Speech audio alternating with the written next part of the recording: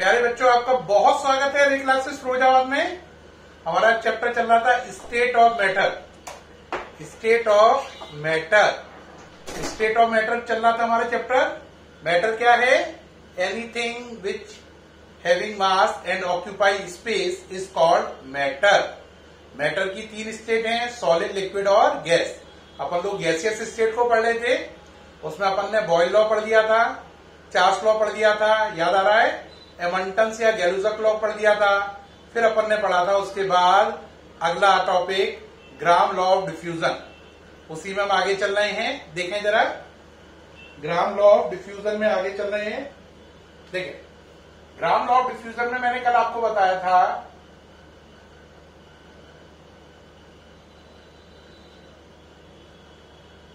क्या बताया था कि rate of diffusion is inversely proportional to square root of vapour density.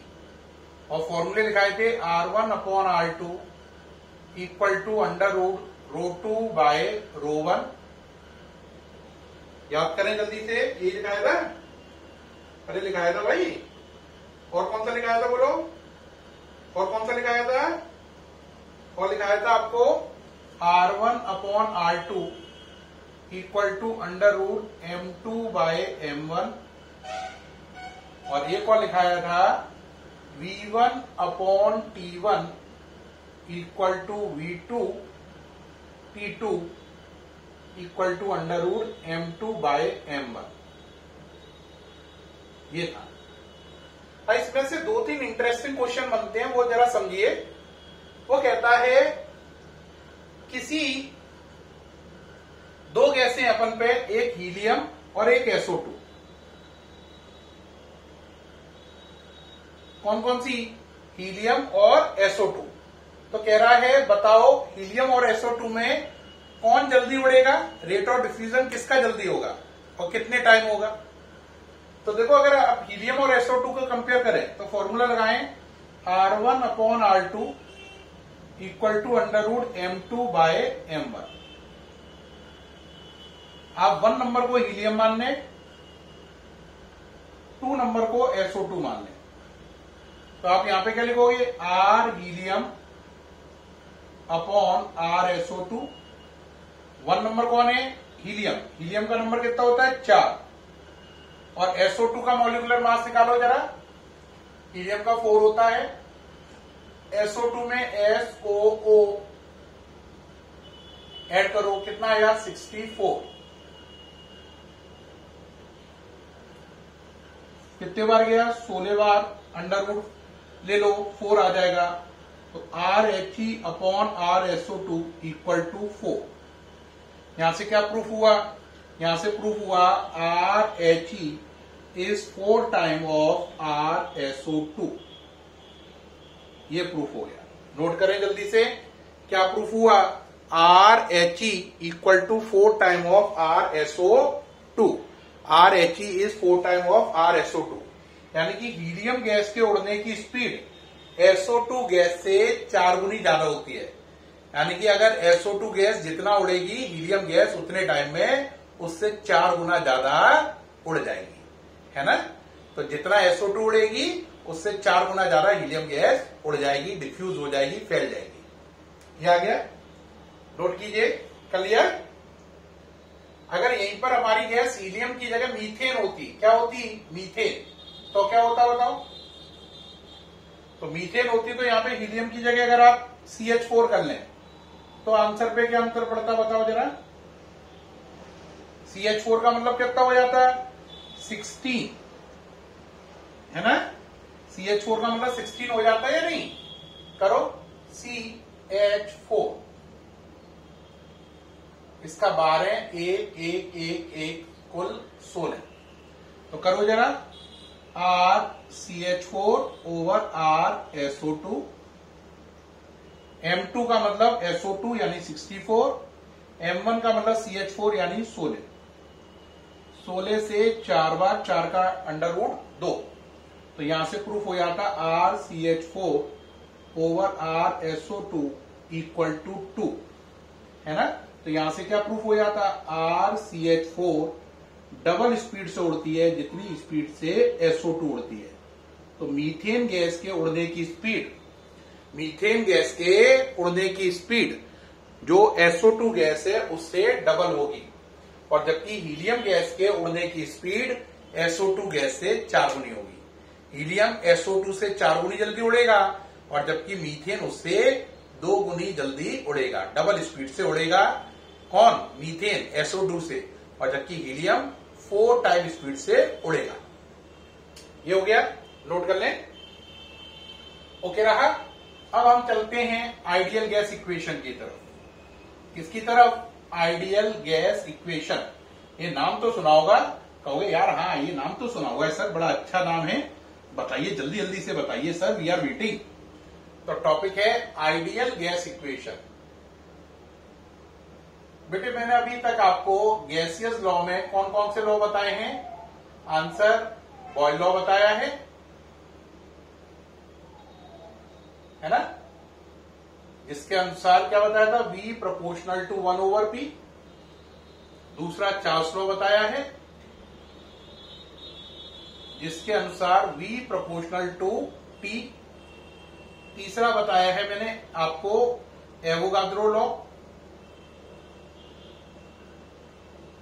जिसके अनुसार V proportional to number of मोल।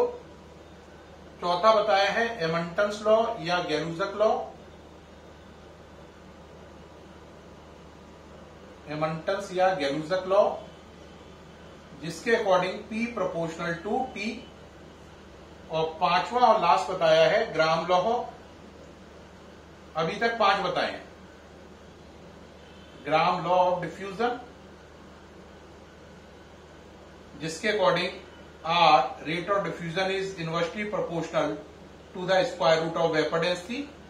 इसके बाद 6th लॉ आएगा Dalton law of partial pressure, Dalton law of partial pressure. अब बात को जरा समझ लें, कितने लॉ हैं टोटल? 6 में से मैंने आपको कितने बता दिए? 5। अभी ये रह गया है, ये रह गया रिमेनिंग है। और आइडियल गैस इक्वेशन में हमें जरूरत पड़ेगी फर्स्ट की, सेकंड की, थर्ड की। तो इन 3 लॉ की जरूरत है, इनकी जरूरत नहीं है। 5 लॉ मैंने पढ़ा दिया आउट ऑफ 6, ये रह गया पढ़ाने को अभी। लेकिन आइडियल गैस इक्वेशन में इन 3 लॉ की जरूरत है, बाकी की जरूरत नहीं है। तो पहले मैं आइडियल गैस इक्वेशन निकाल लूं इन 3 लॉ से, फिर उसके बाद मैं आपको पढ़ाऊंगा Dalton law of partial pressure. तो पहले मैं आइडियल गैस इक्वेशन वाला काम पूरा कर लूं बॉयल लॉ, चार्ल्स लॉ और एवोगाद्रो लॉ से, फिर आपको जो रिमेनिंग 6 लॉ है Dalton law of partial pressure वो पढ़ाऊंगा। ठीक है, तो इन तीनों को मिटा दो जरा यहां से। ठीक है भाई, जगह बना ली, ये तीनों मिटा दिए। टॉपिक क्या है? Ideal gas equation. अब जरा इन तीनों लॉ को कंबाइन करो, तो क्या हेडिंग आएगी? Combining all above 3 loss. ऊपर वाले तीनों नियमों को मिलाने पर, मिलाओ V सबको मिला दो, क्या बना बोलो? NT/P बना या नहीं? प्रोपोर्शनल का निशान हटाओ तो क्या आता है? कांस्टेंट। उस कांस्टेंट का नाम है R। NRT/P, PV equal to NRT। यही है आपकी आइडियल गैस इक्वेशन, जो कि बॉयल्स लॉ, चार्ल्स लॉ और एवोगाद्रो लॉ से मिलकर बनती है। तो दिस इक्वेशन, इसका नाम डाल दो, equation first is called ideal gas equation. Ideal gas equation क्या बोलते हैं इसे? Ideal gas equation. क्या बोलते हैं इसे? आइडियल गैस इक्वेशन बोलते हैं इसे। ठीक, अब आइडियल गैस इक्वेशन में और डिटेल करते हैं। PV equal to NRT derive कर दिया मैंने, अब आगे चलें। अब आइडियल गैस इक्वेशन को अगर आप ध्यान से देखें तो पीवी इक्वल टू एनआरटी में आर क्या है, ये सब चीजों का मतलब क्या है? देखें, आपने लिखा पीवी इक्वल टू एनआरटी, बिल्कुल सही बात है, लिखा हमने। यहां पे कौन क्या है? पी क्या है? Pressure of the gas. V क्या है? Volume of the gas. T क्या है? Temperature of the gas. N क्या है? मोल, कितने मोल है गैस के। और आर क्या है, इसका नाम है universal gas constant. Universal gas constant, universe का मतलब पूरे यूनिवर्स में इसकी वैल्यू चेंज नहीं होगी। यूनिवर्सल है ना, पूरे यूनिवर्स, पूरे ब्रह्मांड में इसकी वैल्यू सेम रहेगी, इसलिए नाम पड़ा यूनिवर्सल गैस कांस्टेंट। ठीक, अब यूनिवर्सल गैस कांस्टेंट है आर। अब जरा आगे बढ़ते हैं, इसमें कैसे करेंगे। अब हमें निकालना है आर की यूनिट एंड वैल्यूज। तो हेडिंग क्या है, unit and values of R. R की यूनिट निकालो और वैल्यूज बताओ। पहला चलते हैं केस नंबर 1 कि कई केस बनेंगे। केस फर्स्ट है ये, केस फर्स्ट लिख लो, चाहे तो 1 हटा दो ऐसे। केस फर्स्ट, ठीक। प्रेशर की जगह आपने माना एसटीपी कंडीशन मानी, स्टैंडर्ड टेम्परेचर प्रेशर। तो प्रेशर हो जाएगा आपका 1 atm। एसटीपी लिखते ही अपने आप ये बात हो जाएगी। वॉल्यूम की जगह 22.4 लीटर, मोल 1 मान लिया। टेम्परेचर एसटीपी पर होता है आपका 273 केल्विन या 0 डिग्री सेल्सियस, ठीक, या 273 केल्विन, या इसी को आप क्या लिख सकते हैं, 0 डिग्री सेल्सियस। ये बातें इसमें अप्लाई कर दो पीवी इक्वल टू एनआरटी में। तो पीवी इक्वल टू एनआरटी में ये बात अप्लाई करने पर पी की जगह 1, वी की जगह 22.4, एन की जगह 1, आर निकालना है, इसकी जगह 273 केल्विन। इसकी वैल्यू हो गई 22.4 अपॉन 273, डेट इज 0.0821। ठीक, अब यूनिट बनाओ, क्या बन गई देखो। आर की अगर आप यूनिट बना रहे हैं तो ये बन गई पीवी अपॉन एनटी। तो पी का मतलब एटीएम, वी का मतलब लीटर, एटीएम लीटर, एन का मतलब मोल एमओएल, टी का मतलब केल्विन। तो एटीएम लीटर पर मोल पर केल्विन, इसको ऐसे भी लिख सकते हैं 0.0821 एटीएम लीटर पर मोल पर केल्विन। ये इसकी वैल्यू हो गई आर की। क्या वैल्यू हो गई, 0.0821 एटीएम लीटर, ये ATM litre mole inverse kelvin inverse. ये इसकी यूनिट हो गई केस 1। केस सेकेंड, अगर आप 101.3 का मल्टीप्लाई कर दें, कितने का, 101.3 का, तो एटीएम लीटर हटके वर्ड जूल आ जाता है। क्या आ जाता है, जूल। अगर आप कितने का मल्टीप्लाई कर दें, 101.3 का, तो एटीएम लीटर किसमें कन्वर्ट हो जाता है, जूल में। तो इस बात को ध्यान रखते हुए लगाओ जरा। आर की वैल्यू कितनी हो गई, 0.0821 इंटू 101.3। एटीएम लीटर को हटा के क्या लिख दोगे, जूल पर मोल पर केल्विन। मल्टीप्लाई करो, ये हो गया 8.314 जूल पर मोल पर केल्विन। ये इसकी सेकेंड यूनिट हो गई। 8.314 जूल पर मोल पर केल्विन, 8.314 जूल पर मोल पर केल्विन।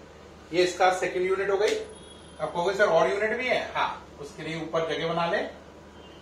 आगे चलते हैं, केस नंबर 3।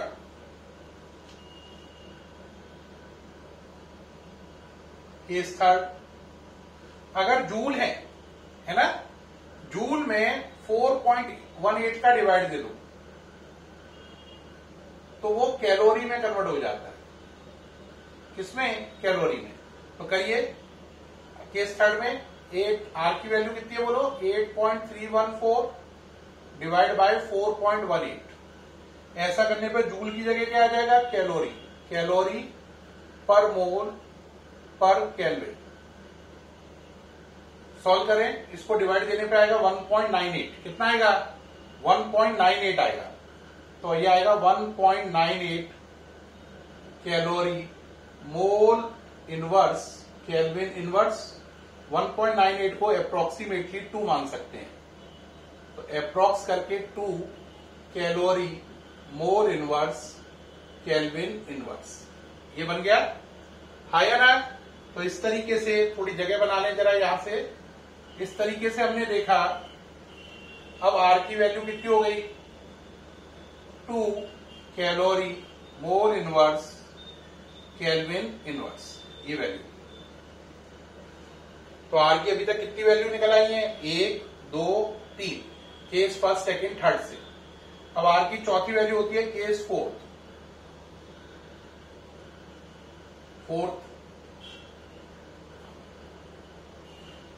केस फोर्थ में हम जानते हैं अगर जूल जो है ना, जूल को हमें अर्ग में कन्वर्ट करना है। किसमें? अर्ग में। ये आपकी एसआई यूनिट है, ये सीजीएस। ये एसआई है, ये सीजीएस है। एसआई जानते हैं ना? हाँ। और ये क्या है? सीजीएस है। अगर इसको कन्वर्ट करना है तो 10 की पावर 7 का मल्टीप्लाई कर दो। कितने का? 10 की पावर 7 का। तो ये काम हो जाता है। तो अगर आप करें तो बोलो कितनी हो जाएगी? जूल में वैल्यू कितनी थी आर की? 8.314। क्या था जूल में? बोलो। Joule mole inverse kelvin inverse था, ये वैल्यू थी ना। आप क्या करो, यहां से जूल को हटा दो, कर दो 8.314 10 की पावर 7, तब ये हो जाएगा अर्ग मोल इनवर्स केल्विन इनवर्स। ये वैल्यू हो गई 4 किसकी? आर की। तो आर की ये 4th वैल्यू निकल आई। नोट करें सभी बच्चे जल्दी से। ये आर की क्या निकल आई? 4th वैल्यू निकल आई। ठीक है, इसको आप देख लें जरा। तो इस तरीके से आपने देखा प्यारे बच्चों, आर की कितनी वैल्यू निकल के आई? 4। अब एक बार सारी बात को समराइज कर दें, क्या क्या वैल्यू निकल के आई, क्या क्या सीखा हमने। ये इरेज कर दिया, सारी बात को समराइज कर रहे हैं, छोटे में बता रहे हैं क्या लिखा क्या सीखा। हमने सीखा PV equal to NRT, ideal gas equation निकाली पीवी इक्वल टू एनआरटी। फिर हमने आर की वैल्यू देखी, क्या हो गई? PV upon NT. फिर आर की पहली वैल्यू कितनी आई बोलो? पहली वैल्यू आई 0.0821 ATM litre mole inverse kelvin inverse. ये पहली वैल्यू आई। फर्स्ट वैल्यू आई, ब्रैकेट क्लोज कर दो जिससे ध्यान रहे। दूसरी वैल्यू आई 101.3 का मल्टीप्लाई किया। कितने का? 101.3 का मल्टीप्लाई किया, तो ये हो गई 8.314, है ना, joule mole inverse kelvin inverse. ये सेकंड वैल्यू हो गई। ये सही है। फिर जूल से आपने क्या किया? 2 ऑप्शन लिए। पहले 4.18 का डिवाइड किया, ये डिवाइड का निशान है, तो ये आंसर कैलोरी में हो गया। कितना हो गया बोलो? 2 कैलोरी। वैसे 1.98 होता है, लेकिन उसे जानबूझ के 2 मान लेते हैं। 2 कैलोरी मोल इनवर्स केल्विन इनवर्स, ये आंसर बन गया। और एक आपने काम किया 10 की पावर 7 का मल्टीप्लाई किया, तो हो गया R इक्वल टू 8.314 10 की पावर 7। क्या यूनिट हो गई? अर्ग मोल इनवर्स केल्विन इनवर्स। अर्ग मोल इनवर्स केल्विन इनवर्स। क्या वैल्यू हो गई? अर्ग मोल इनवर्स केल्विन इनवर्स। इस तरीके से आर की कितनी वैल्यू हो गई? कितनी यूनिट हो गई? पहली वैल्यू 0.0821, तब यूनिट ये। दूसरी वैल्यू 8.314, तब यूनिट है जूल पर मोल पर केल्विन। तीसरी वैल्यू कैलोरी में 2 कैलोरी पर मोल पर केल्विन। और चौथी वैल्यू अर्ग में 8.314 10 की पावर 7 अर्ग मोल इनवर्स केल्विन इनवर्स। तो आर की 4 वैल्यूज हैं और 4 यूनिट हैं। देख लें, अलग अलग वैल्यू है, अलग अलग यूनिट में। अलग अलग वैल्यू है, अलग अलग यूनिट में। वो आपको ध्यान रखनी है कि कौन सी वैल्यू में कौन सी यूनिट जा रही है। ये आपको ध्यान रखने वाली बात है, इसमें भूलना नहीं है। नोट कर लें जल्दी से, सामने से हट गया हूं। कर रहे हैं नोट? जल्दी से कर लें। ठीक है। तो प्यारे बच्चों, आपने देखा आज अपन ने शुरू किया था, किससे शुरू किया था? अपन ने पहले न्यूमेरिकल किए, 2 न्यूमेरिकल किए, किसके ऊपर? ग्राम लॉ ऑफ डिफ्यूजन पर। फिर हमने पीवी इक्वल टू एनआरटी साबित किया।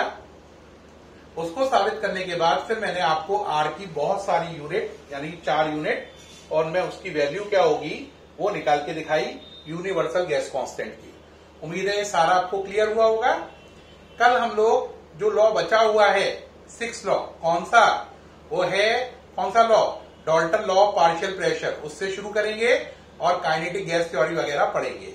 तो उम्मीद है आज जो मैंने कराया है वो आपको अल्ट्रा क्लियर हुआ होगा। फिर मुलाकात होगी आपसे कल, तब तक के लिए बाय, थैंक यू।